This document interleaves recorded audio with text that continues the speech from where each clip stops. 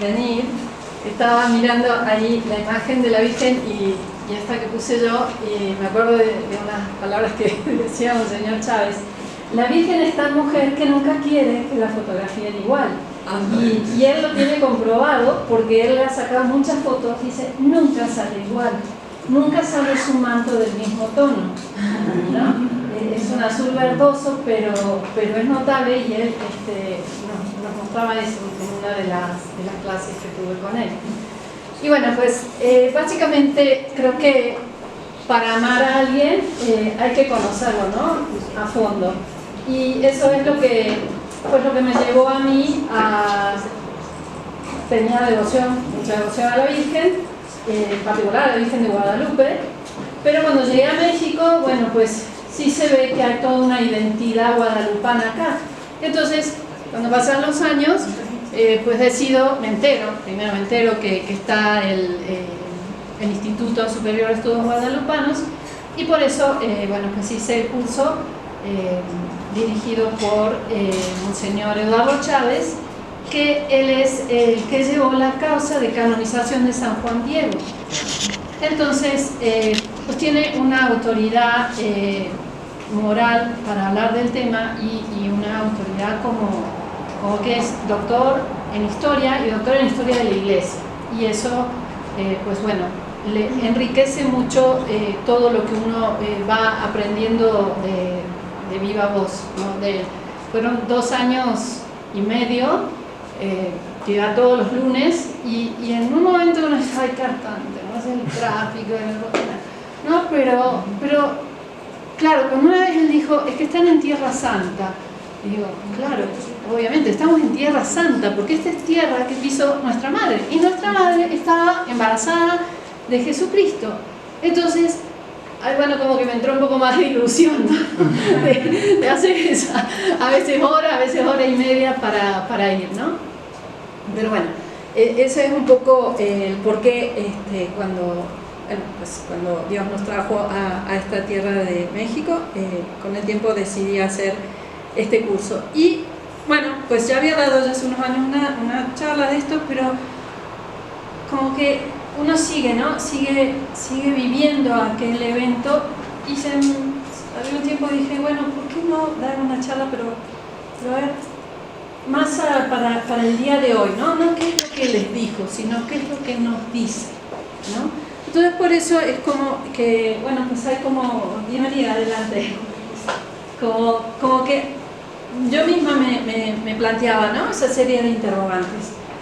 Aquellos personajes de 1531, ¿qué nos dicen hoy, ¿no? Y tan diferente es la historia del hombre de aquella época a la historia del hombre de hoy.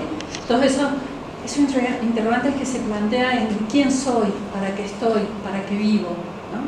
Sí, perdón. ¿En qué año se apareció? 1531. 1531. Sí. Del 9 al 12 de diciembre. Entonces, bueno, pues por eso, de alguna manera, dije, a ver, ¿esto es un acontecimiento que aconteció o que acontece, ¿no? ¿De qué depende que acontezca, que sea un presente, ¿no? Y pues bueno, eso fue lo que yo creo que vamos a tratar de hoy plantearnos y respondernos sobre todo, ¿no? Entonces, los temas que voy a desarrollar son ese choque de culturas, ¿no? Esa dramática conquista, el Nican Mopogua, y la imagen o códice, porque sabemos que la imagen habla. Como hoy, si vemos una imagen, bueno, dicen que dice más que 1000 palabras, pues bueno, así es con la Virgen, pero con un mensaje cargado de antropología, de teología, de historia, ¿no? No es cualquier cuadro de la Virgen, ¿no? Y a ver, a veces tendemos a reducir todo el acontecimiento, todo el evento, pues a lo que dice la imagen de Santa María, que dice mucho. Pero si les digo que todos los personajes que intervinieron fueron protagonistas de la historia y se interrelacionan. hay, a veces dicen, no, bueno, pero esto es propio del fervor popular, no, la imagen la pintó un indígena, imposible. Yo no, para no extenderlo, no he puesto las imágenes que se pintaban en aquel momento, pero no, en fin, era imposible. Era imposible que la pintaran porque aparte no pintaban de frente, pintaban de lado, ¿no? Y bueno, pues eran bastante feitas, ¿no? La Virgen tiene una proporción áurea perfecta, y eso se conocía, recién se conocía en Europa, acá no se conocía, entonces se les pintaba con unas manos grandes, en fin, no, imposible. Entonces, ¿hay fervor popular? Sí, gracias a Dios, sí lo hay, pero esto no es consecuencia del fervor popular, esto es un acontecimiento histórico y también es un acontecimiento de fe. Por eso el método que se usa es el método propio de las ciencias históricas, ¿no? Que es la convergencia de las fuentes. Majo, cuando a veces me pregunta algo, planteamos algún tema en casa, siempre digo, María José, decirle a tu profesor que hay que buscar la convergencia de las fuentes, ¿no? O sea, a ver, acá hablan las fuentes documentales, habla la arqueología, también hace aportes, la filosofía también hace aportes, las matemáticas hacen aportes y hoy las nuevas tecnologías. Todo eso ayuda a confirmar cada vez más que este fue un hecho histórico y es un hecho trascendente para la historia de la humanidad, ¿no? Hace unos días estuvimos en un curso y el padre decía, ¿no? La acción histórica de Dios no es ciega y es una acción llena de sentido. Claro, es clarísimo que en 1531 Dios a través de su madre interviene en la historia de este continente americano, ¿no? Y ya vamos a ver pues por qué. Otra cosa, ¿no? Cuando hablo de fervor popular, ya dijimos que sí tiene fervor popular, pero es un hecho comprobable, sí, también. Pero, y esto se lo digo porque más de una vez se lo pregunté a Monseñor Chávez, ¿no? Algunas historias que se escuchaban de la Virgen. A ver, el hecho en sí ya nos dice mucho. Entonces, no se puede agregar lo de tu propia cosecha en cuanto a hechos comprobables, ¿no? Aunque claro, las cosas de la fe no son comprobables bajo una ciencia experimental, ¿no? Cuando se dice que la acción histórica de Dios no es ciega, bueno, eso es teología fundamental, ¿no? Y no es comprobable desde el punto de vista de una ciencia como matemática, ¿no? Pero sí sabemos qué pasa. Entonces, ciencia y fe no se contradicen, pero tampoco vamos a fantasear, ¿no? Entonces, esto es lo que vamos a hablar sobre la verdad de Guadalupe. Bueno, el primer tema es esto, ¿no? Choque de culturas. En una conferencia de hoy difunto Monseñor Guerrero, que también llevó la causa de canonización, nos decía, fue hace unos años y estaba vivo Bin Laden, dijo, era más fácil, es más fácil que se entienda Bin Laden con Bush a que se entendiera Hernán Cortés con Montezuma.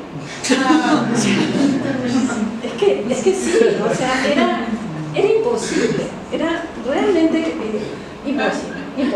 Entonces, a ver, ¿cómo estaba Europa en aquel momento? Acá tenemos un español y nos podría dar clases de esto, ¿no?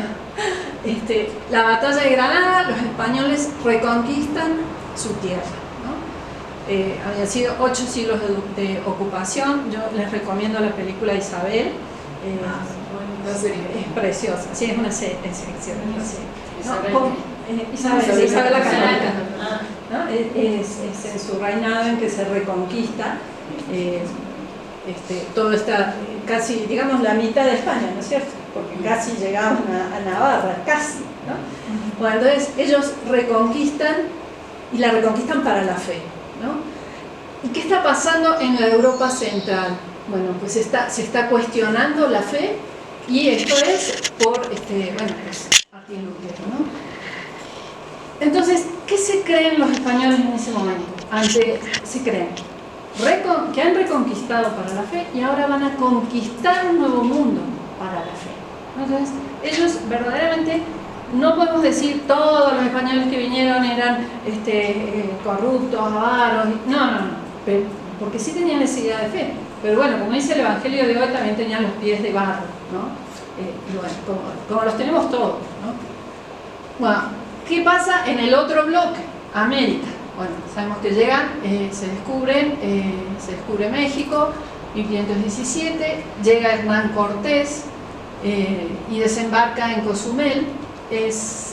Bueno, no vamos a contar toda la historia que ustedes conocen, pero hay algo muy notable. Cuando llega a Veracruz, se encuentra con Montezuma. Bueno, pues Montezuma creía que quien había llegado era Quetzalcóatl, ¿no? Porque pues, se encuentra con caballos, ellos nunca habían visto caballos, con estas vestimentas doradas, espadas. Bueno, o sea, verdaderamente eran los